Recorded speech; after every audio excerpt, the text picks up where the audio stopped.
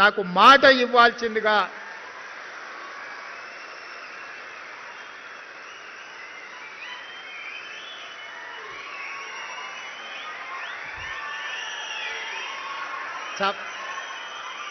చప్పట్లే కదా కొట్టేసినాం.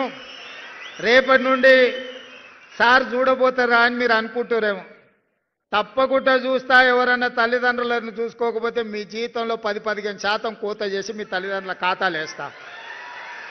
చట్టమే తెస్తున్నా. ఆ చట్టాన్ని మీతోనే రాపిస్తా.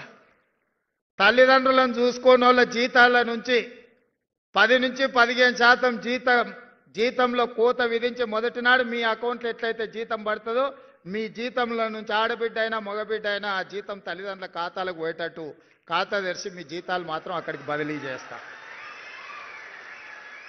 అది చట్టం చేస్తా. ఆ చట్టం మీతోనే రాపిస్తా. సెక్రటేరియట్లకు ఎవరు వస్తున్నారు? రామకృష్ణారావు గారు, మనం ఒక కమిటీ వేయండి కొత్త ఆఫీసర్లతో ఆ చట్టం రాపిచ్చే దాంట్లో.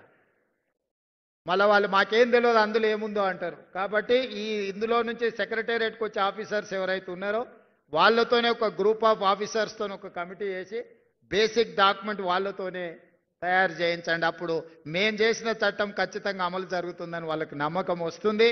అదేవిధంగా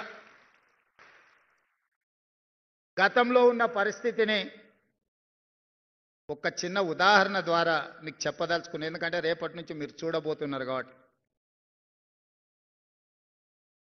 త్రిలింగ దేశం అని ఒక దేశం ఉండేది. ఆ దేశానికి రాజు చంద్రసేనుడు. ఆ చంద్రసేనుడికి ఓ కొడుకు ఓ అల్లుడు ఉన్నాడు.